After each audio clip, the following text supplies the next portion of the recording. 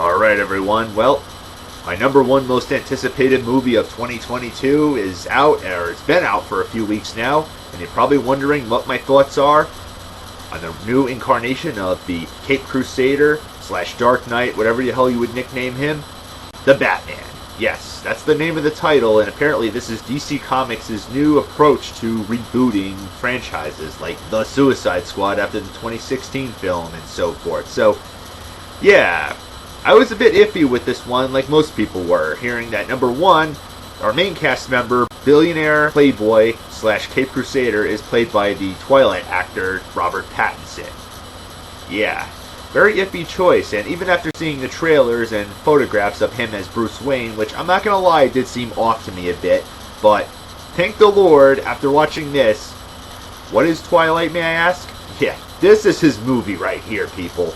And, well, he's done some other good performances before. I mean, all the other actors from Twilight, like Kristen Stewart, Anna Kendrick, they moved on to better films than that crap. And same here with Robert Pattinson. As Batman, he's awesome. And I'm not gonna lie, okay, some minor to moderate spoilers may be in this review, but I'm gonna avoid, like most of my reviews, the major stuff.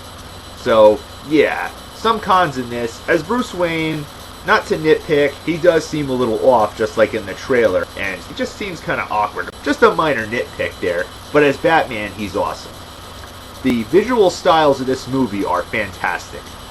I mean, I love the Tim Burton style movies. I especially love the political crime drama thriller style of the Dark Knight trilogy, and I especially like Ben Affleck too, despite the criticisms that they had when they first casted him, and he did really good.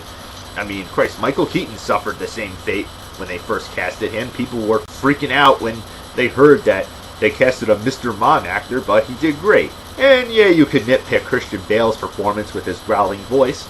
And with Robert Pattinson, he did great as the Batman.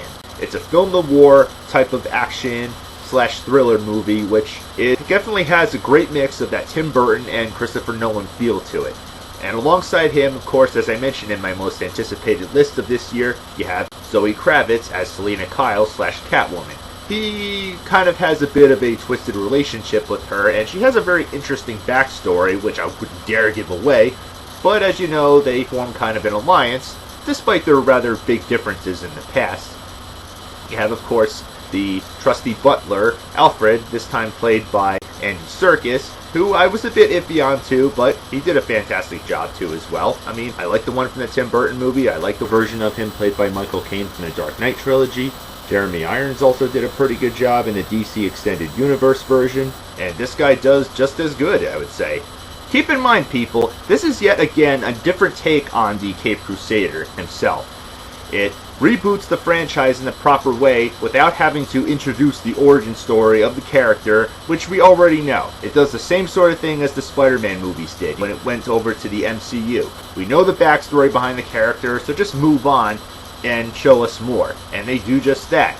Got Jeffrey Wright as Officer Gordon this time, and he does a great job, and he's one of the main characters of the movie, and he teams up with Batman as his trusty sidekick, more or less, to solve the crime of our main villain, the Riddler, played by Paul Dano.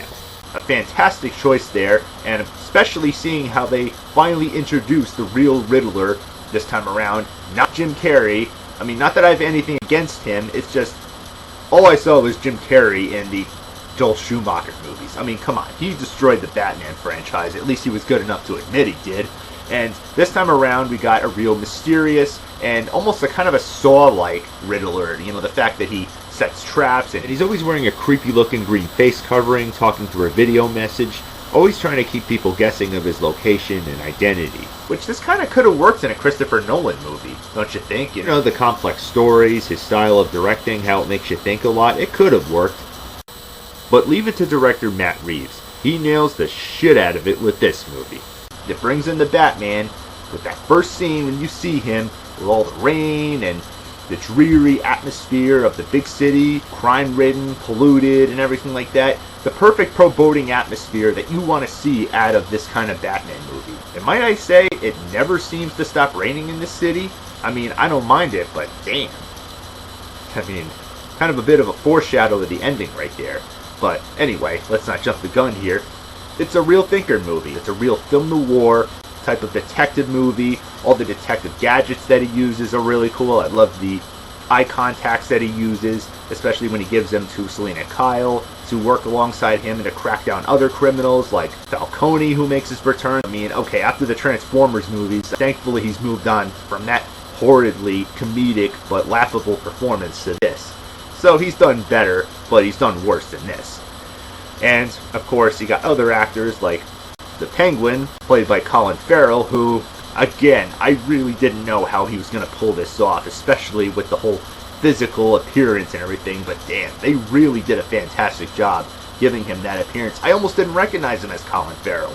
I recognized him more as the Penguin. More of a side villain, but he plays his part in this movie very well, and it may seem like, yeah, there's a lot of villains in here. Trust me, it doesn't suffer the same problem that Spider-Man 3 did with the too many villain thing. This film, the main villain is the Riddler. That's who it all revolves around, and it's a great twist to the plot to make it work. And, okay, there's one criticism with this movie that many people probably have. The runtime. Clocking at almost 3 hours with so much story and everything like that, which didn't really bore me. I mean, there's a couple of parts that have long dialogue sequences and talking, which makes sense to the plot, and it's not just for any pointless padding or anything like that. But yeah, the runtime, it really does build on you. I mean, it really does add up at some points, and you just feel like maybe it should have been shorter, or maybe broken up into another movie. But nonetheless, yeah, it is very long. So just be aware of that, people.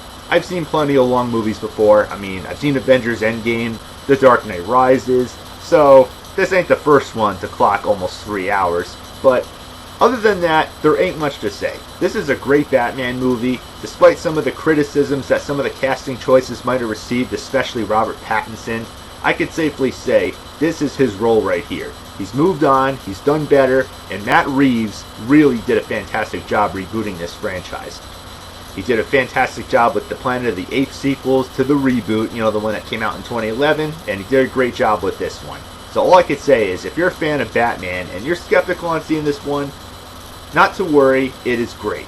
The fight scenes on foot and the amount of darkness that they put in, especially with the scene where he's inside of the club where he takes the power out, very clever, all the gadgets are cool.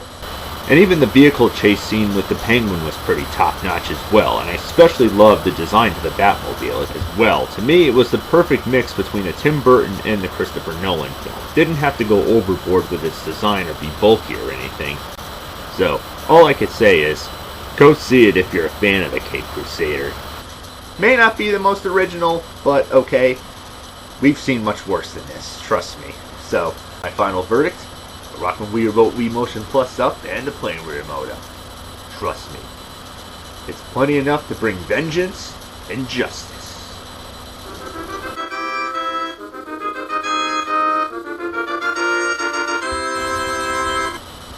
So, till next time, keep watching.